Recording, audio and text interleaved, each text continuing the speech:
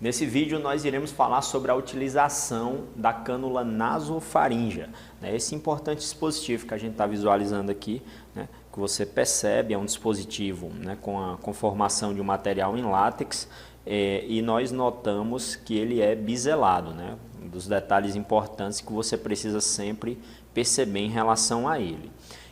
Um detalhe interessante é quando nós indicamos a colocação de um dispositivo como esse. Então ele fica indicado a partir do momento que eu preciso utilizar, por exemplo, uma cânula orofaríngea, mas eu tenho uma contraindicação. Então meu paciente, por exemplo, ele pode ter um determinado rebaixamento do nível de consciência, precisar de uma proteção da via aérea, mas quando eu for introduzir uma cânula orofaríngea, seja Guedel, seja Berman, o meu paciente ele teve algum reflexo, ou de tosse, ou um reflexo nauseoso, e isso contraindica a introdução da cânula orofaríngea. Dessa forma, nós poderíamos utilizar, nesse contexto, uma cânula nasofaríngea. Isso para o meu paciente que ele encontra-se semiconsciente, né, e basicamente eu não posso introduzir a cânula orofaríngea. Então, dessa forma, nós precisamos entender que ela vai ser introduzida pela narina do paciente e para fazer essa introdução nós precisaremos utilizar lubrificante hidrossolúvel, essa é a recomendação.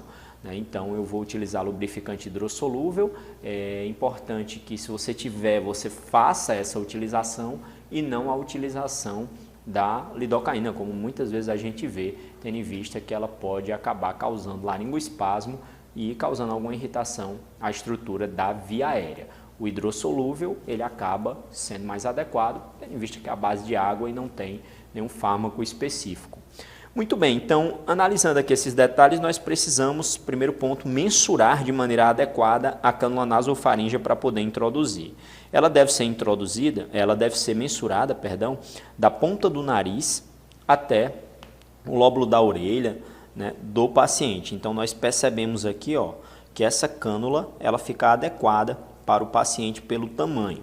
Note que ela tem esse bisel. Esse bisel, quando eu vou introduzi-la no paciente, esse bisel deve estar voltado para a parte medial. Então, nota aqui mais uma vez o bisel, né? Você nota nessa parte aqui que tem essa estrutura biselada. Esse orifício ele precisa estar voltado sempre para a estrutura do septo. Se eu vou introduzir na narina do lado direito, que em geral, quando nós olhamos a narina direita, na maioria das pessoas, ela é um pouco mais calibrosa, mais reta, mais fácil de introduzir, mas é claro que a pessoa pode ter variação anatômica, então muito cuidado com isso. Faça uma avaliação antes, olhe as narinas para ver se realmente você não tem desvio de septo, alguma coisa que possa vir a prejudicar essa introdução. Então faça a avaliação prévia e se eu vou introduzir na narina direita, bisel voltado dessa forma. Se eu for introduzir na narina do lado esquerdo, bisel voltado dessa forma, ou seja, sempre apontando para a estrutura do septo. O que é que nós iremos fazer? Nós iremos passar aqui agora, nesse momento, o lubrificante hidrossolúvel, para que dessa forma seja possível ter menos incômodo na hora da inserção do dispositivo. Vou segurá-lo com 2 dedos aqui, como se fosse um lápis, bisel voltado medialmente, posicionei, trouxe ele de uma forma mais reta e eu vou deslizar entre os meus dedos, né, de forma bem suave e lenta. É interessante que se você sentir resistência nesse momento, você não force a introdução. Tente deslizar entre os dedos, se não está conseguindo introduzir, remova o dispositivo, tente na outra narina. Vou terminar aqui a introdução, o dispositivo ele ficará dessa forma que a gente está visualizando aqui, e aí você fala, mas e agora? Introduzir o dispositivo? Pois é, então na verdade aqui o que eu tenho é basicamente um dispositivo para garantir o caminho que o ar vai percorrer até chegar na via aérea do paciente.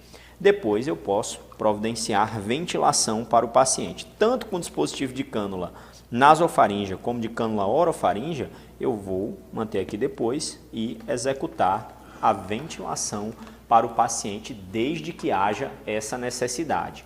Mas eu posso deixar esse dispositivo, ofertar oxigênio por uma máscara facial com reservatório?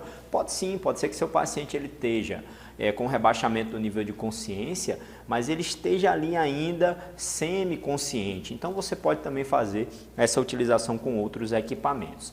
Inclusive, apresentando aqui as cânulas nasofaríngeas, nós percebemos que temos tanto variações dos tamanhos, como podemos ter também variações quanto à sua utilidade. Veja bem, note que essa cânula aqui, por exemplo, quando eu observo, ela tem um material que ele é diferente do dessa daqui. Esse material que é um material opaco, né, como a gente está notando, azul, né, fosco. Esse material é um material que ele pode ser autoclavado e essa cânula ela pode ser reutilizada. Quando eu observo aqui também, eu vejo que eu tenho uma numeração identificando o tamanho da cânula de 38 French e também o diâmetro interno da cânula, que nesse caso aqui é de 9 milímetros, né? Quando a gente olha, se eu observar outra aqui, a gente vê que eu vou ter variações a depender do tamanho. Por isso que essas cânulas elas devem ser especificamente mensuradas para poder aplicar no paciente. Essa de material transparente é uma cânula que ela não é reutilizável, não é processada, não dá para passar por autoclavagem, assim como essa outra. E essa daqui que a gente percebe, ela tem um diferencial bem interessante que esse anel dela consegue fazer com que você possa ajustar o tamanho. Então, se eu mensurei e vi que não precisava desse tamanho todo, e eu vi que era só até aqui, por exemplo, eu posso voltar esse anel um pouco e ele vai ficar do tamanho especificamente que a gente precisa. Então, fica aqui esses detalhes sobre a utilização da cânula nasofaríngea como um importante equipamento em relação aos adjuntos básicos no manejo de vias aéreas.